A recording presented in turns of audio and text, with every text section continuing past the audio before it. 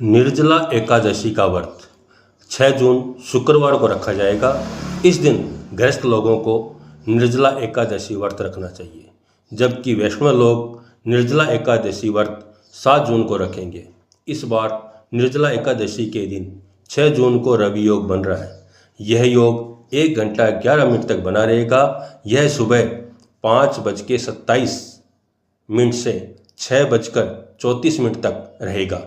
इस समय में निर्जला एकादशी की पूजा कर सकते हैं। यह शुभ फलदायी होगा। काशी के ज्योतिषाचार्य चक्र पाणी भट्ट के अनुसार निर्जला एकादशी के दिन बिना अन्न जल के व्रत रखें और दिन भर हरि का स्मरण करें। विधि विधान से भगवान विष्णु की पूजा करें और निर्जला एकादशी व्रत कथा सुने। उस व्रत को करने से आपके सभी पाप मिट जाएंगे।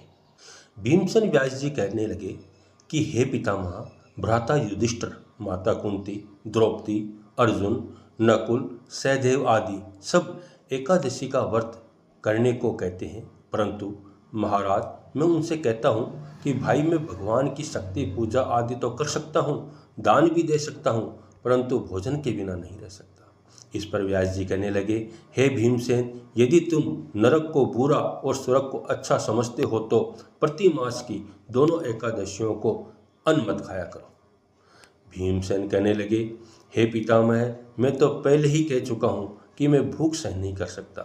यदि वर्ष भर में कोई एक ही व्रत हो तो मैं वह रख सकता हूँ, क्योंकि मेरे पेट में वक्रनाल वाली अग्नि है, सो मैं भोजन किए बिना नहीं रह सकता। भोजन करने से वह शांत रहती है, इसलिए पूरा उपवास तो क्या, एक समय भी भोजन किए बिना नहीं रह सकता। अतः आप मुझे कोई ऐसा व्रत बताइए जो वर्ष में केवल एक ही बार करना पड़े, मुझे स्वर्ग की प्राप्ति हो जाए। श्री व्यास जी कहने लगे, हे पुत्र, बड़े बड़े ऋषियों ने बहुत शास्त्र आदि बनाए हैं, जिनमें बिना धन के थोड़े परिश्रम में स्वर्ग की प्राप्ति हो सकती है।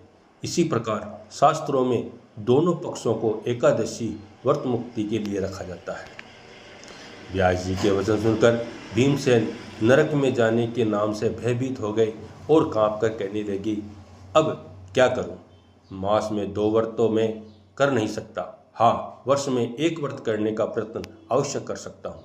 अतः वर्ष में एक दिन व्रत करने से यदि मेरी मुक्ति हो जाए तो ऐसा कोई व्रत बताइए। यह सुनकर व्यास जी कहने लगे कि वृषभ और मिथुन की संक्रांति के बीच ज्येष्ठ मास के शुक्ल पक्ष की जो एकादशी आती है, उसका नाम निर्जला है। तुम उस एकादशी का व्रत करो। उस एकादशी के व्रत में स्नान आचमन के सिवाय जल वर्जित है। आचमन में 6 मासे से अधिक जल नहीं होना चाहिए, अन्यथा वह मदपान के दृश्य हो जाता है। इस दिन भोजन नहीं करना चाहिए, क्योंकि भोजन करने से व्रत नष्ट हो जाता है। यदि एकादशी को सूर्योदय से लेकर द्वादशी के सूर्योदय तक जल न करने तो उसे सारी एकादशी के व्रत का फल प्राप्त हो जाता है।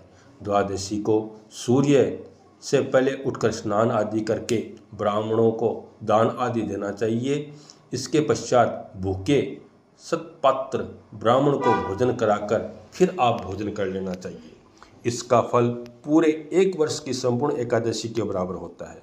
व्यास जी कहने लगे, हे भीमसेन, यह मुझको स्वयं भगवान ने बताया है। इस एकादशी का पुण्य समस्त तीर्थों दानों से अधिक है। केवल एक ही दिन मनुष्य निर्जला रहने से पापों से मुक्त हो जाता है।